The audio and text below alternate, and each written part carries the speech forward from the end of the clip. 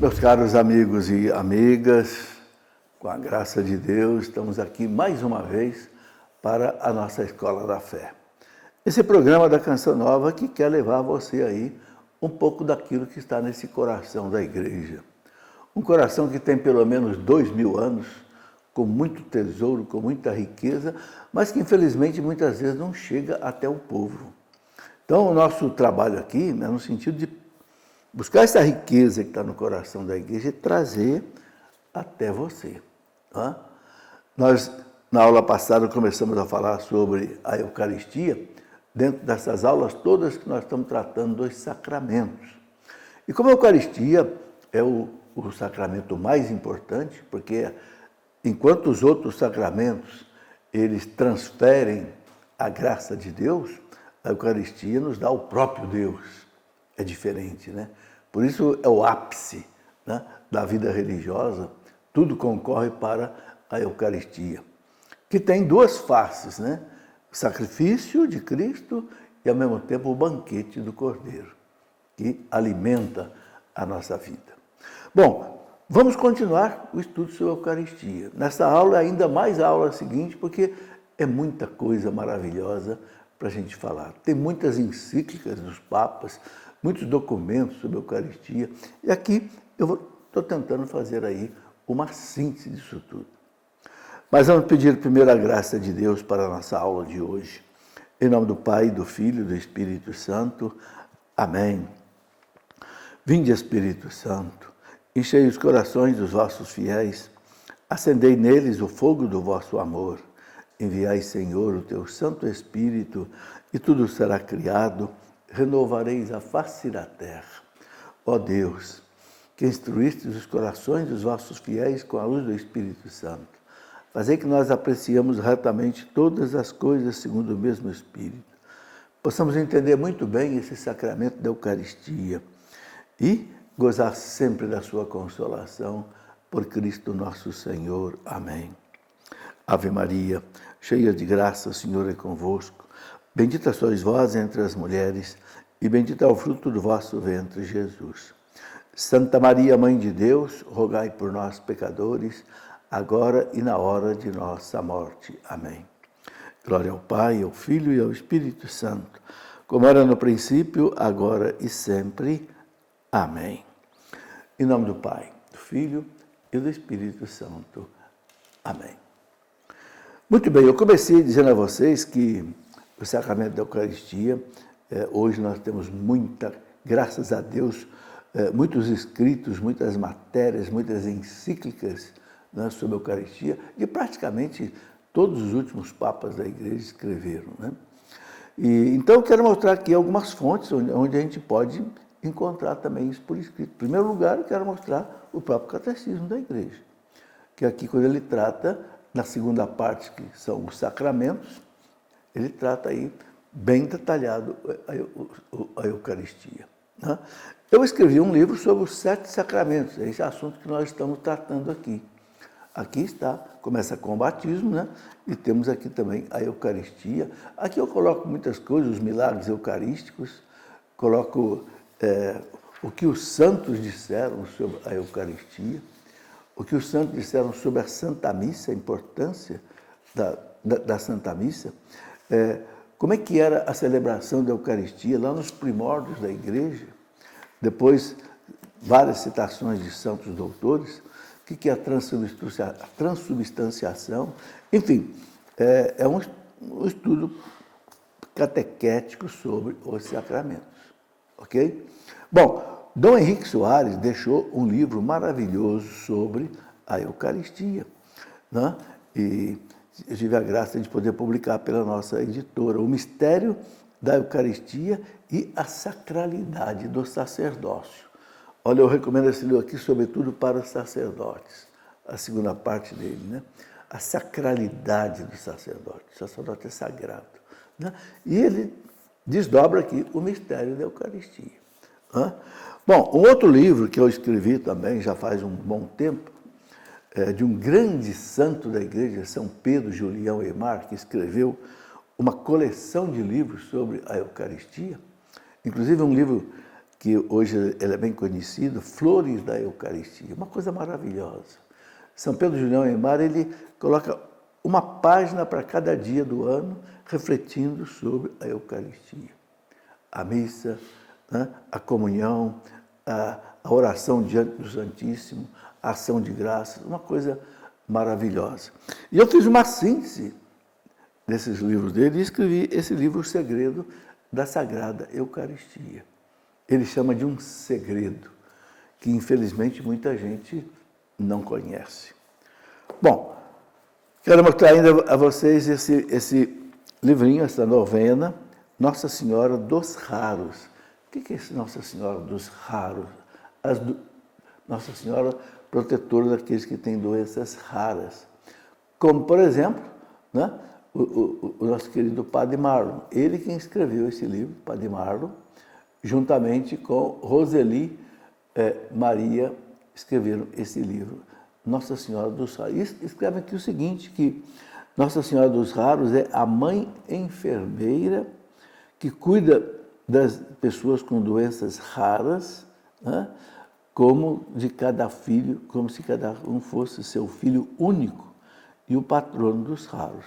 Olha, confesso que eu não conhecia essa devoção, mas Padre Marlon, que tem uma doença rara, né? Muito rara, está aí. Então, eu penso que as pessoas que têm algum tipo de doença rara, né?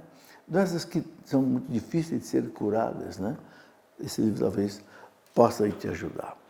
Muito bem, vamos então continuar a nossa conversa sobre a Eucaristia. Na aula passada, a primeira aula, eu coloquei assim bem a fundamentação da Eucaristia, né? E quero continuar hoje colocando algumas coisas. Por exemplo, a importância do domingo, né? A gente encontra lá nos Atos dos Apóstolos, capítulo 20, versículo 7, São Lucas narra uma missa que São Paulo celebrava no domingo. Então ele fala, no primeiro dia da semana, o primeiro dia da semana é o domingo. Depois vem a segunda-feira, que é o segundo dia da semana. A semana começa no domingo. Então, no primeiro dia da semana, estando nós reunidos para partir o pão, Paulo conversava com os discípulos e prolongou a palestra até meia-noite. Veja, no domingo. Até São Paulo conta nesse episódio aí uma coisa interessante, que ele celebrava a missa até meia-noite e um jovem que estava assistindo a missa sentado numa janela, dormiu, caiu lá embaixo, morreu. E São Paulo foi lá e ressuscitou o rapaz. Mas o que eu quero destacar não é isso, o que eu quero destacar é que ele celebrava a missa no domingo. Então, por que a igreja celebra no domingo? Porque é o dia da ressurreição. O catecismo diz que é o primeiro dia da nova criação, a criação resgatada agora por Cristo, né? O sábado fecha o Antigo Testamento, o domingo abre o Novo Testamento. Por isso que nós vamos encontrar escritos aí do primeiro século, não só dos Atos dos Apóstolos, como a Didaquê, que é aquele ensinamento dos apóstolos do primeiro século. A gente vai encontrar, por exemplo, nas cartas de São Justino, que é do primeiro século, a missa celebrada no domingo. Então, isso vai esclarecer, porque alguns perguntam por que não guardar o sábado, né? Bom, depois outra coisa que eu acho importante relembrar aqui é os dias, a gente chama de dias santos, né? O dia santificado, em que nós somos obrigados a participar da Santa Missa. Então, quais são esses dias? Bom, Natal de Jesus Cristo, que é sempre dia 25 de dezembro, é uma data que não muda, né? Depois a Epifania, né? Que é aquela manifestação dos Reis Magos, né? Que a igreja aqui no Brasil passou para o domingo, com autorização do Vaticano. Muitas festas, muitos dias santos que caíram durante a semana, a Santa Sé autorizou que a CNBB passe para o domingo seguinte. Entende? Então, a Ascensão do Senhor, né, passou para o domingo. Santíssimo Corpo e Sangue de Cristo, o Corpus Christi, não mudou, ficou na quinta-feira. Por que ficou na quinta-feira? Porque quando Jesus pediu essa devoção, né, da festa de Corpus Christi, ele pediu que fosse numa quinta-feira, né? depois aí da oitava de Pentecostes. Então a igreja mantém numa quinta-feira. Tá? Depois temos o primeiro dia do ano, também dia santo, não é domingo, normalmente não é domingo, mas é dia santo, inclusive, felizmente para nós é feriado, né? Santa Maria, Mãe de Deus, o dogma da maternidade divina de Maria. Temos depois a festa da Imaculada Conceição de Nossa Senhora, que é 8 de dezembro. A igreja não passa também para o domingo. Por quê? Porque é o dia da concepção de Nossa Senhora. O aniversário de Maria, de nascimento, é 8 de setembro. Né? Então, 9 meses depois. Então, por isso que a igreja guarda essas duas datas. 8 de dezembro, a Imaculada Conceição, e 8 de setembro, o nascimento de Maria. Assunção de Nossa Senhora ao céu, 15 de agosto, também não é domingo. Normalmente, a igreja deslocou para o domingo. Né? A festa de São José, 19 de março, né? Também não cai no domingo. Né? São José, esposo de Maria. Né? No mundo inteiro é dia santo, mas aqui, né, a igreja conseguiu, a CNBB teve a aprovação da Santa Sé de não ser dia santo, porque é um dia que todo mundo trabalha. Mas nós temos uma outra festa de São José, que é dia 1º de maio, que é feriado. Então, por isso que a procissão de São José normalmente é feita no dia 1º de maio, porque aí a igreja tem, né, feriado, principalmente aqui no Brasil é feriado, fica mais fácil. Bom, temos depois a festa de São Pedro e São Paulo, que é 29 de junho, mas esse 29 de junho também não é domingo, foi deslocado para o domingo. Temos a festa de Todos os Santos, 1º de novembro, também não é domingo. Então, foi deslocado para o domingo. Então, aí a gente tem essas festas todas. Bom, importante é que todos os católicos, eles estão obrigados a receber a Eucaristia pelo menos uma vez ao ano, se possível no tempo pascal. Então, veja, isso está lá no Código de Direito Canônico, está no cânon 520, né? E devem ser preparados pelo sacramento da reconciliação. Então, a igreja, ela pede o mínimo. Olha, isso é um mínimo do mínimo. Quer dizer, que você se confesse pelo menos uma vez ao ano e comungue pelo menos uma vez ao ano, se possível no período pascal. O que é o período pascal? É o período que vai da Páscoa, da ressurreição de Jesus, até Pentecostes. São esses 50 dias aí que você tem para, né, quem se confessa uma vez só e comunga só, pelo menos nessa semana. O nosso catecismo, no parágrafo 2181, fala uma coisa muito importante. Quero destacar isso daqui, o catecismo. Tá? Parágrafo 2181, ele fala assim: os fiéis são obrigados a participar da Eucaristia, quer dizer, da missa, nos dias de preceito, esses dias santos, né? A não ser por motivos muito sérios ou se forem dispensados pelo próprio pastor.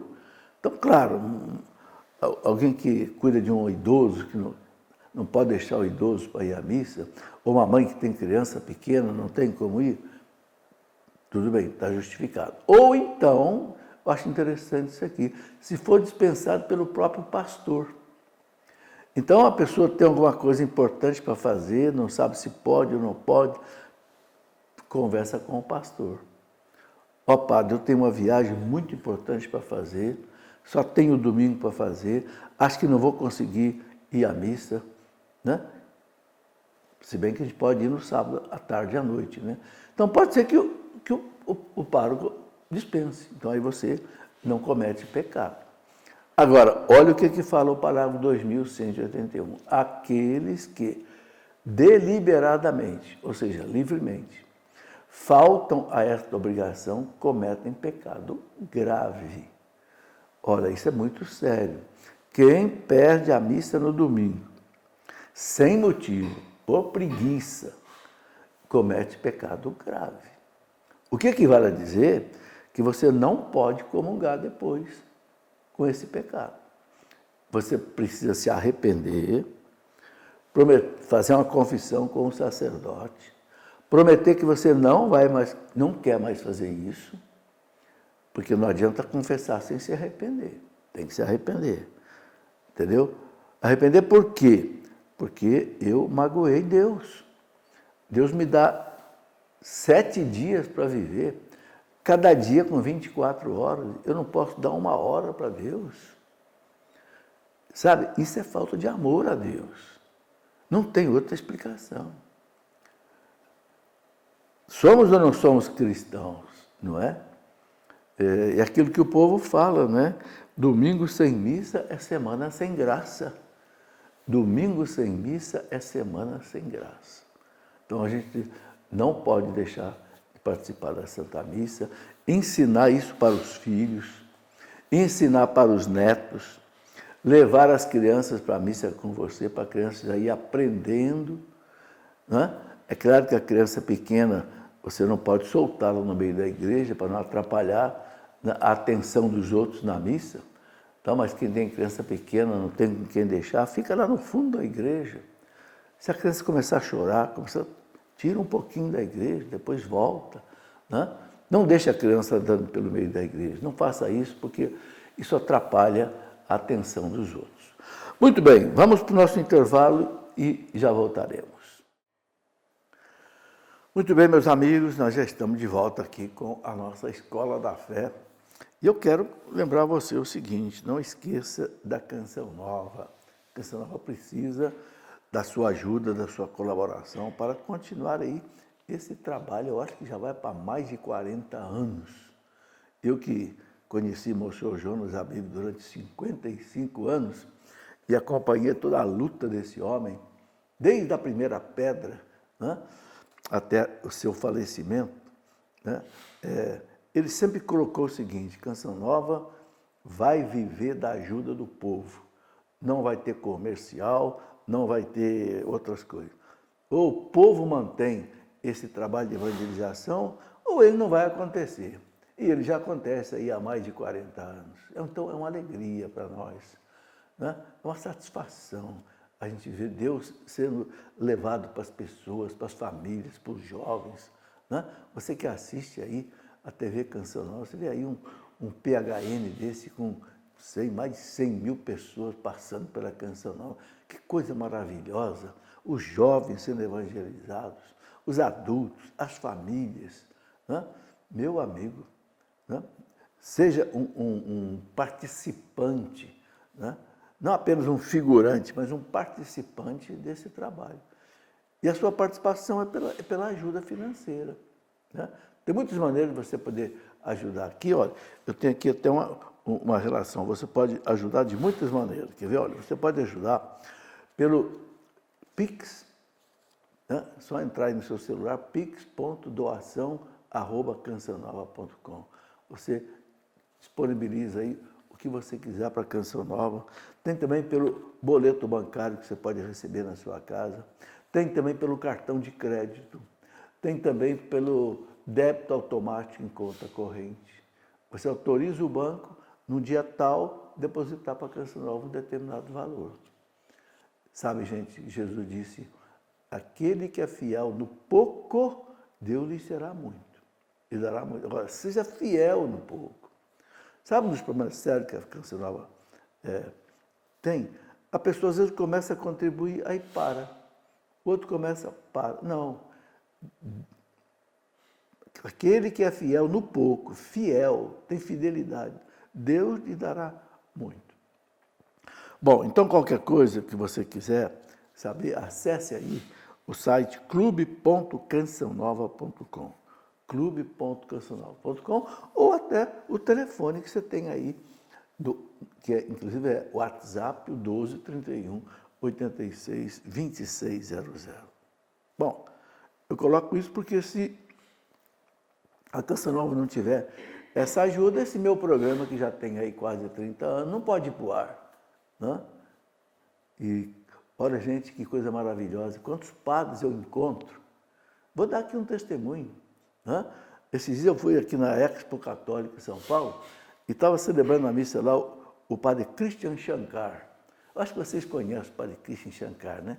E eu estava lá no fundo da igreja, lá do salão, né? Foi num salão, e o padre Christian celebrando. Quando acabou a missa, o padre Christian Shankar disse assim: olha, eu quero mandar um abraço aqui, estou vendo lá o professor Felipe Aquino, eu quero mandar um abraço para ele, porque desde os meus 15 anos de idade eu assistia à Escola da Fé com um caderninho anotando as coisas. E eu já escutei esse testemunho muitas vezes de muitos padres. Né? Um outro padre Christian aqui de São José dos Campos, de Jacareí, já me disse isso. O próprio Frei Gilson já disse isso em público uma vez. Olha, eu assistia à Escola da Fé da Canção Nova. Você está vendo o fruto que isso dá? Quantos sacerdotes? Né? Um padre aqui em Lorena, o pessoal de Lorena conhece o padre aqui do Santuário São Benedito, o padre Daniel, o padre novo. Ele tem, acho que, 3 anos de padre. A primeira vez que eu assisti a missa com ele aqui na São Benedito, ele falou: professor Felipe, quando eu vi o senhor aí na igreja pela primeira vez, eu fiquei até arrepiado na hora da homilia. Falei: o que será que eu vou falar que o professor vai achar? Eu digo: padre, não se preocupe. Mas ele fala para mim que ele é de Pernambuco, professor, desde 15 anos de idade que eu assisti à Escola da Fé. Gente, eu já escutei isso de muitos padres. Por que eu estou dando esse testemunho aqui? Para vocês verem a importância da Canção Nova. Esse programa começou, a Escola da Fé, em que a Canção Nova era precária. Era um estúdiozinho só que eu fazia o programa. Não tinha internet ainda na época. Eu imprimia as aulas, pregava no quadro aqui, com letras grandes, para o povo poder ler. Foi assim que começou. Mas olha, quanta gente. Então, por isso que eu peço aí a sua ajuda. Mas, continuando a nossa conversa aqui, a Eucaristia, ela recebe muitos nomes, né? Recebe, por exemplo, a gente chama de missa, né? Então, nos unimos à liturgia do céu e nós antecipamos a vida eterna, né? Quando Deus será tudo em todos, como diz São Paulo na carta aos Coríntios, né? E a missa é o sacrifício de Cristo, né? Está lá, esse cálice é a nova aliança em meu sangue, Jesus disse, que é derramado em favor de vós. Lucas 22, no capítulo, versículo 7. Então, na missa, a liturgia da palavra, né? E a liturgia eucarística, as duas partes, a liturgia da palavra e a eucarística, ela constitui juntas um só e mesmo ato de culto, né? Pois a mesa preparada para nós na Eucaristia é ao mesmo tempo a mesa da palavra de Deus e a do corpo de Cristo. Isso está lá na Dei Verbo, número 1 do Concílio Vaticano II. Bom, uma coisa maravilhosa que acontece na missa, na celebração, é a transubstanciação. Essa palavra transubstanciação, ela foi assim encontrada pelo Concílio de Trento, que foi aquele concílio depois da Reforma Protestante de Lutero. O Concílio de Trento ele começou em 1545 até 1563, 18 anos. E o Concílio de Trento explicou o que acontece no momento da consagração, a transubstanciação.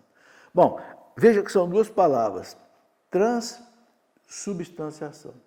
Então, é uma transformação da substância. Então, aqui eu quero explicar o seguinte, isso ajuda a gente a entender um pouco a Eucaristia. Existem duas coisas na nossa realidade, aquilo que é aparência e aquilo que é substância. A aparência é aquilo que a gente vê, e a substância é aquilo que você não vê. Existe alguma coisa em mim que você vê. Você vê meu corpo, você fala assim, bom, eu sou homem porque eu tenho 2 orelhas? Não. O animal também tem. Porque eu tenho um nariz? Não. Porque eu tenho boca? Não. Porque eu tenho cabelo? Não. Espera aí, então, eu sou homem porque eu sou branco? Não. Porque eu sou negro? Não. Porque eu sou vermelho? Não. Porque eu sou alto, baixo, gordo? Não. Mas então, Fernando, por que eu sou homem? Por alguma coisa que você não vê, que se chama substância, a alma. onde está aquilo que você não vê. O que você não vê? Inteligência, liberdade, vontade, memória, consciência, entendeu? Que o animal não tem. Por isso que não é homem, é animal. Então, a substância é aquilo que você não vê. Então, quando você vê o pão, você vê a aparência, a cor do pão, o tamanho do pão, o gosto do pão, o cheiro do pão. Você vê a aparência. Mas algo dentro dele que você não vê que faz o pão ser pão. É isso que na consagração muda. Quando o padre consagra, a espécie continua a mesma, ou seja, a aparência continua a mesma, mas a essência do pão já não é mais pão, é corpo de Cristo. No vinho, consagra o vinho, continua a aparência, vinho, gosto de vinho, cheiro de vinho, mas não é mais vinho. A substância agora é o sangue de Cristo, é o próprio Cristo.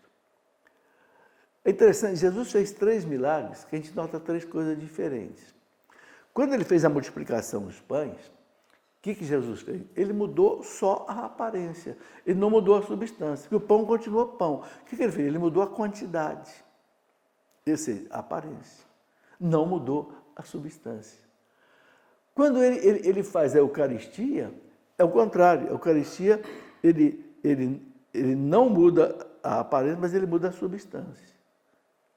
E quando ele transforma a água em vinho, aí ele muda os dois. Porque quando ele transformou a água em vinho, a água já não é mais água, agora é vinho. Então, e mudou a cor e mudou o gosto.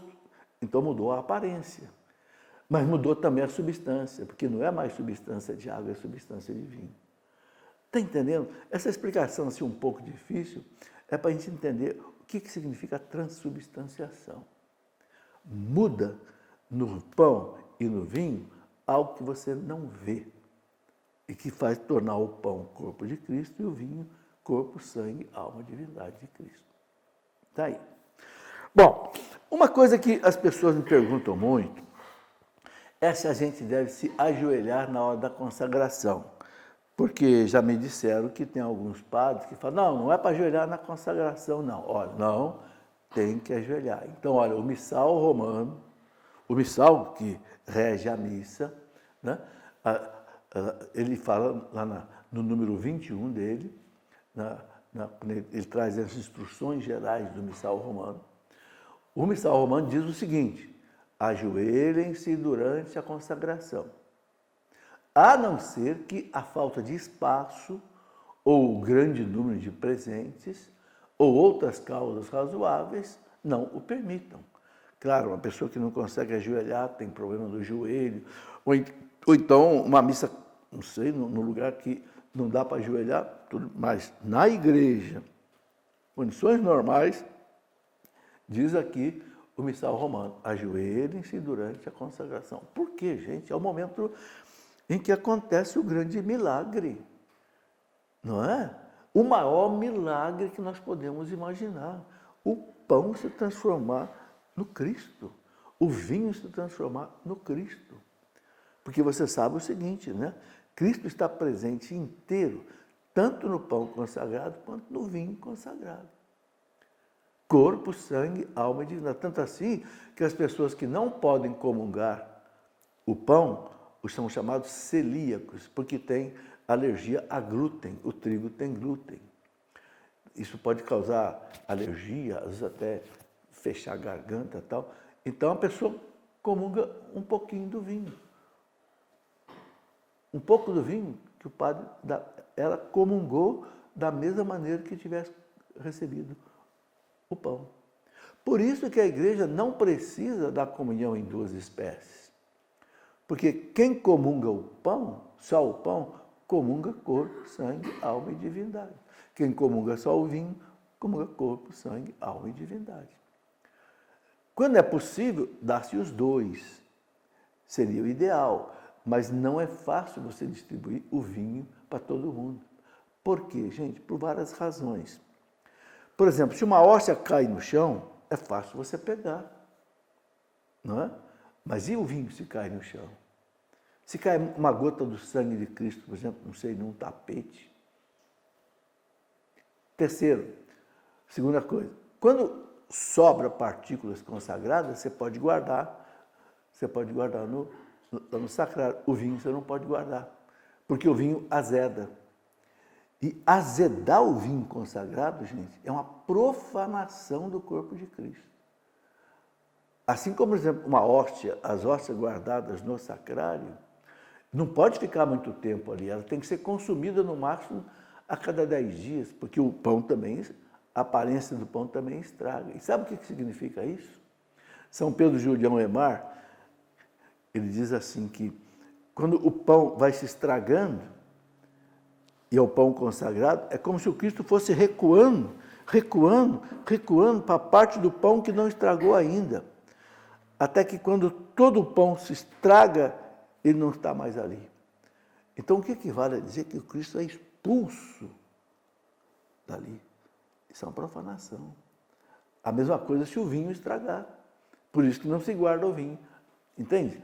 Então, estou colocando isso porque muita gente pensa, por que não dá a comunhão em 2 espécies?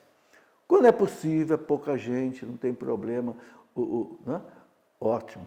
Mas o padre pode dar comunhão em 2 espécies, se é pouca gente, tingindo a hóstia no vinho e colocando na boca da pessoa. Aí uma coisa importantíssima que os documentos dizem, não pode a pessoa pegar a hóstia, ela molhar no vinho e ela pôr na boca. Não, tem que ser o ministro.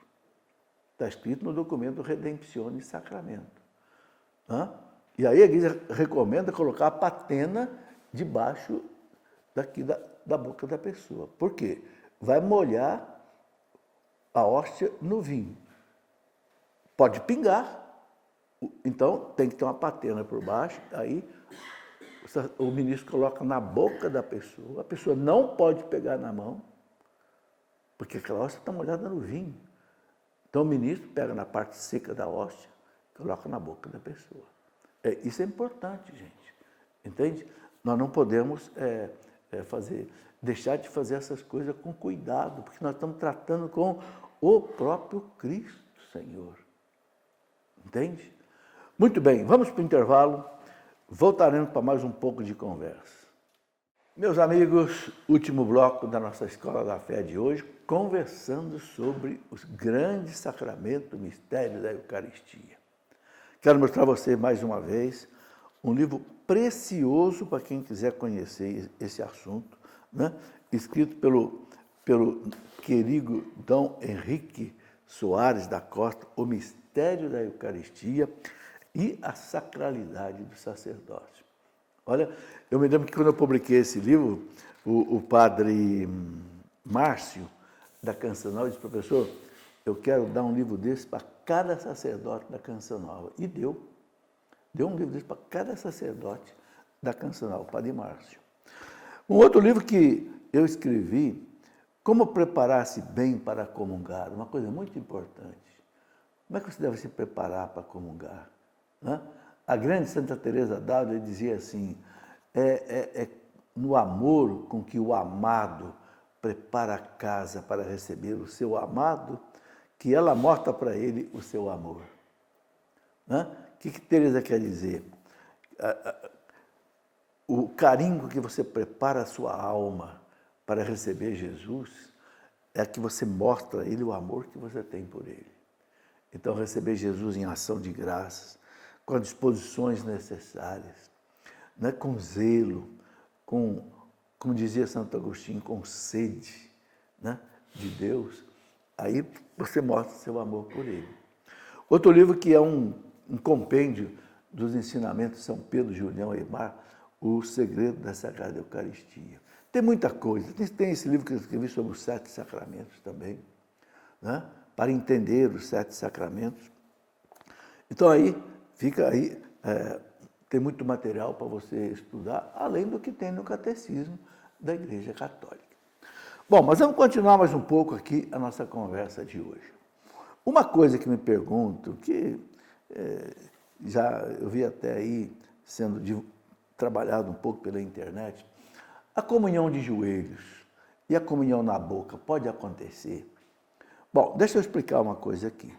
Até o Concílio Vaticano II, eu sei que, quando o concílio terminou, eu já tinha 16 anos.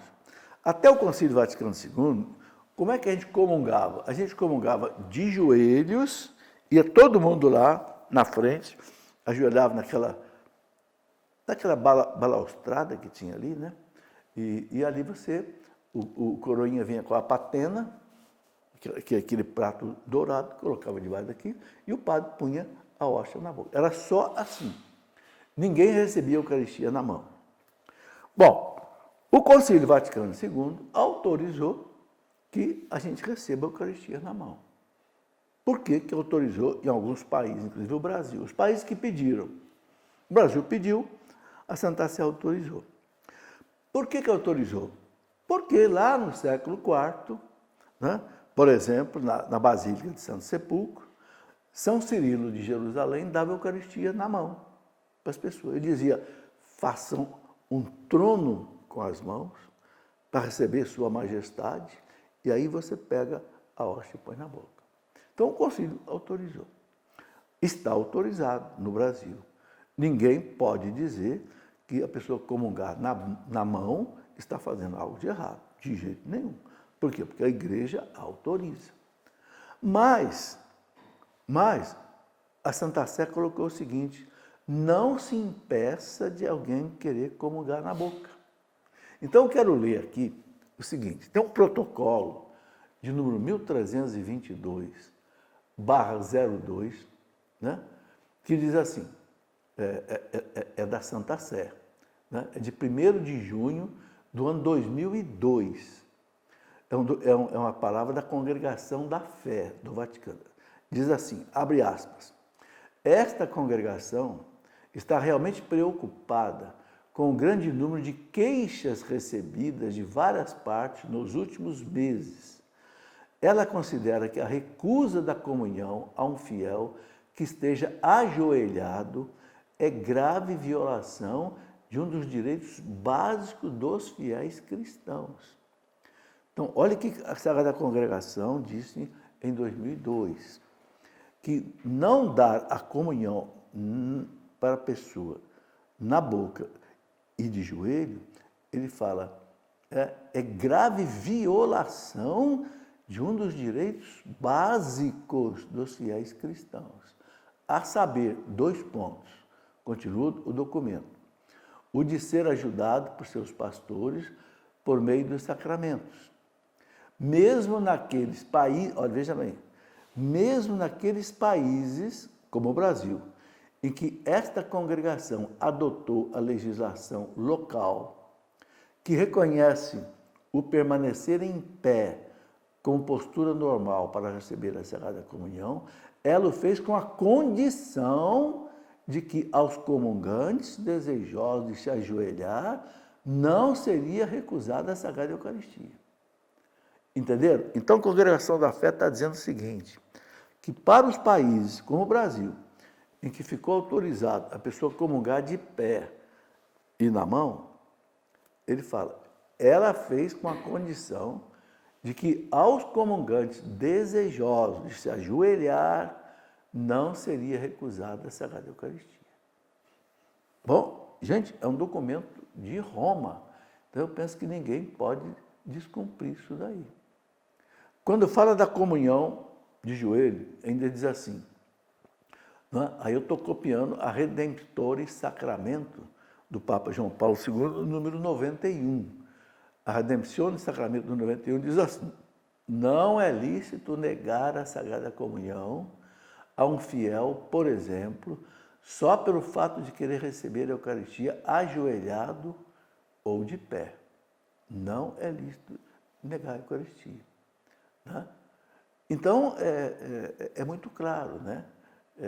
Que não se pode negar a comunhão à pessoa, porque ela quer receber a comunhão de joelho. E eu tenho notado, veja, eu tenho notado que muita gente, nas missas que eu vou, se ajoelham e querem receber a comunhão na boca. Então, pelos documentos que a gente conhece aí, né, eu penso que realmente não se deve negar, entende? Bom, depois outra pergunta que me fazem. A pessoa pode comungar mais de uma vez por dia? Sim. O Código de Direito Canônico, no cano 917, diz assim: quem já recebeu a Santíssima Eucaristia pode recebê-la novamente no mesmo dia, somente dentro da celebração eucarística em que participa, salva a prescrição tal.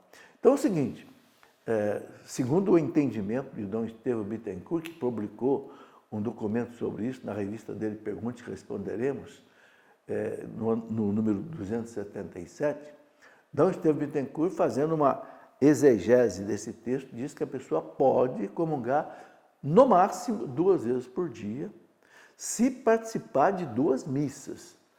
Não pode comungar numa missa e depois comungar numa celebração da palavra, que não é missa. Entende? Se participar de 2 missas, pode comungar 2 vezes no mesmo dia. E aqui eu aproveito também para falar o seguinte, não é? Outra pergunta que me fazem: professor, se na minha cidade tem celebração da palavra, no sábado ou domingo, se eu for na celebração da palavra, eu estou dispensado da missa? Não. Não. Celebração da palavra, gente, não é missa, porque não é celebrado pelo padre, então não tem consagração, então não é missa.